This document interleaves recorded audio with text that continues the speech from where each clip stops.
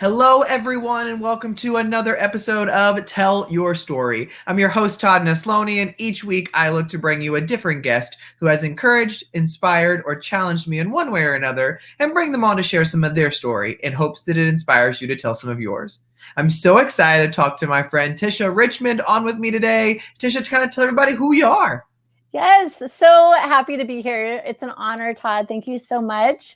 I am Tisha Richmond. I am currently a tech integration specialist and learning management coordinator for a district in Southern Oregon in a little town called Medford. And I've been in education about 25 years. Prior to this role, I was a culinary teacher, taught family and consumer science for about 23, 4-ish years, and absolutely loved it. And I love what I do. I love being in education and just getting to share my passion with others. You know, you didn't mention in there that you've also written a book. Yes, I have. I actually make learning magical. I Yep. did. I had the honor of writing a book for Dave Burgess Consulting a few years back called Make Learning Magical. And it's on how to transform your teaching and create unforgettable learning experiences in the classroom. And so, that was such a special honor to have the opportunity to write that. And I also have a podcast called Make Learning Magical. That's right. You've got all this stuff going on. I love it. So, anytime I start these conversations, though, Tisha, I always start with the same first question. And that is, when you were a kid dreaming of what you were going to be when you grew up, does it align at all to anything you've done? Yeah, it's funny. When I think back as a little girl, I loved to play school with my siblings, and my mom says, you always wanted to be a teacher. And then I think throughout the high school years, I think that I kind of lost sight of that. I don't know if it's because my journey in school was difficult. I had a hard time as a kid, learning. And so when I went to college, I really had no clue what I wanted to do. I started out as a business major because I thought, well, that's broad. It kind of covers all the bases. And it wasn't until my junior year of college when I sat down with my guidance counselor and she says, Tisha, you've got to make a decision here. You've got to figure it out. And I loved working with kids. I had worked in the Child Development Center on campus. I loved a lot of different areas of family and consumer science, and parenting and kind of child development being one of the strongest areas. And so they said, have you thought about a degree in family and consumer science, in education? And as I started to talk about it, I'm like, yeah, that totally seemed like it fits with what I want to do. And that's how I ended up in education. I love those stories when you find a roundabout way to where you're meant to be, and then you realize, man, I'm so glad I figured out where I'm supposed to be. Well, Tisha, you mentioned something there at the beginning, though, that when you were in school, especially pre-college, there were difficulties for you. Tell me a little bit more about what school was like for you growing up. Yeah, I just struggled. I had a really hard time focusing as a kid. I was that kid that would sit in a class, and I was very compliant. I was introverted. I never talked out of turn. I never, did anything to frustrate teachers, but I would sit there and a teacher would give instructions. And as soon as the instructions were given, I would turn to the person sitting next to me and I would ask, what are we supposed to do?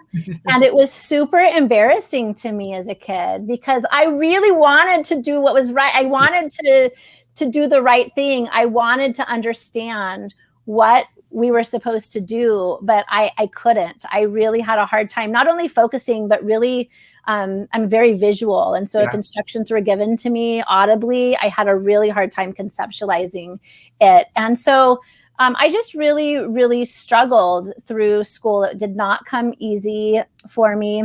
And I think I did best in the classes where I was hands-on, where I was able to create, I was able to think outside the box and be innovative.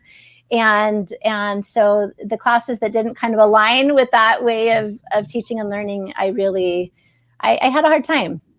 Well, and you mentioned too that you have a book called Make Learning Magical. Did that book, was it kind of born out of that educational experience that you had and wanting it to be different from others, or was it kind of created from a place different than that?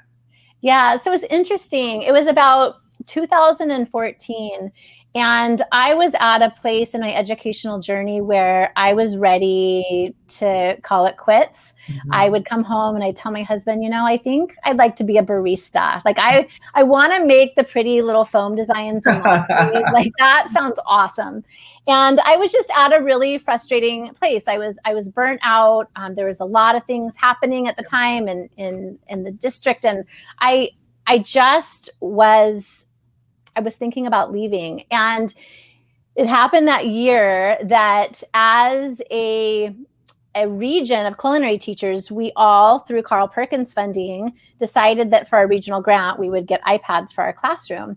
And so a combination of Carl Perkins funding and a CenturyLink grant that I received, I was able to go to one-to-one. And in my school, no one else was one-to-one devices. Right. And though I was like excited about it, I was also like, what did I do? Like, I have no idea what to do with these things. Like, I have my own device at home, but to use it in teaching and learning, like, I have no clue. And I'm the kind of person, if somebody's going to invest in something like iPads that are going to sit in my classroom, like they're going to be used. Like I want to use them in the most effective way. I don't want them to gather dust. I don't want them to be a tool where students are researching, Google recipes. Like I want it to be really transformational. And so that is when I was able through that grant to get some PD. And so I went to a conference in Austin, Texas called iPad Palooza. And that was like where the skies opened. And I realized that there was all of these amazing, innovative things that were happening in education that I just hadn't been aware of. I didn't know that they existed.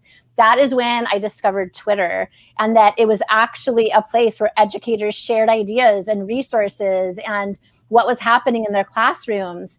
And I discovered Edu All-Stars, which comes the full circle experience for me. And I started listening to Edu All-Stars, which you were a co-host, you hosted.